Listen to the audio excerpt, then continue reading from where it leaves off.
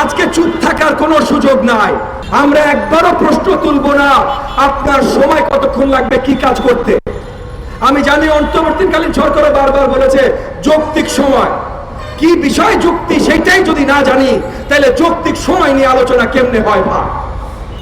এই যে অনেকগুলো প্রশাসনে এখনো নতুন নিয়োগ হচ্ছে যেগুলো পরিষ্কারভাবে গণমাধ্যমে আপনারাই ভাই, আমাদের গণমাধ্যমে ভাই বোনরা আপনারা দেখিয়ে দিচ্ছেন যে তারা হাসিনার দোষর ছিল এক সময়। তাহলে আমাদের দেশে কি হাসিনার দোষর ছাড়া আর মানুষ নাই ভাই? এইটা একটা কথা হলো?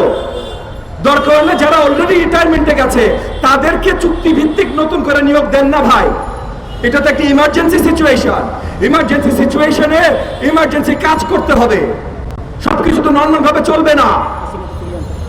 এবং এই যে হাসিনার দোষর তাদের সবার তো বিচার করতেই হবে। শেখ হাসিনাকেও এই দেশের মাটিতে ফিরিয়ে আনতে হবে। তো এই যে এই জায়গাগুলোতে আজকে চুপ থাকার কোনো সুযোগ নাই। শেখ হাসিনাকে ফিরিয়ে আনবো আমি বলছি না আজকেই নিয়ে আসেন ভাই, কিন্তু এইটারও পদ্ধতি শুরু করতে হবে। সব পদ্ধতি অন্তর্বর্তীকালীন সরকার শেষ করতে পারবে এইটা না, এটা আমরা চিন্তাও করি না। কিন্তু অন্তর্বর্তীকালীন সরকারের স্টেবিলিটির জন্য প্রত্যেকটা প্রসেসের শুরু যত শীঘ্রই সম্ভব করতে হবে। এবং এই প্রসেসগুলো এই পদ্ধতিগুলো শুরু করার জন্য তাদের যদি কোনো ধরনের সহযোগিতা লাগে, আমি আজকে আবারও আপনাদের সামনে গণমাধ্যমের সামনে পরিষ্কার করছি, বাংলাদেশের মাটিতে হাসিনার দোসরের বাহিরে যতগুলো রাজনৈতিক দল আছে, যত রাজনৈতিক নেতা আছে, যত রাজনৈতিক কর্মী আছে, সবাই সারাক্ষণ প্রস্তুত এই অন্তর্বর্তীকালীন সরকারকে সহযোগিতা করবার জন্য।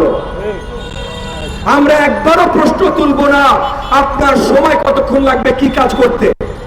আমি জানি অন্তর্বর্তীকালীন সরকারও বারবার বলেছে যৌক্তিক সময়, কি বিষয় যুক্তি সেটাই যদি না জানি তাহলে যৌক্তিক সময় নিয়ে আলোচনা কেমনে হয় ভাই।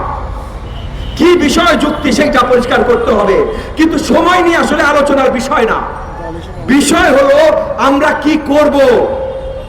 অন্তর্বর্তীকালীন সরকারের দায়িত্বগুলো কি এবং সেই দায়িত্বগুলো পালনে তারা যদি চায় প্রত্যেকটা জায়গায় সহযোগিতার জন্য আমরা যারা তাড়াতে রাজি আছি। কিন্তু এগুলোও তো ভাই আলোচনা করে করতে হবে।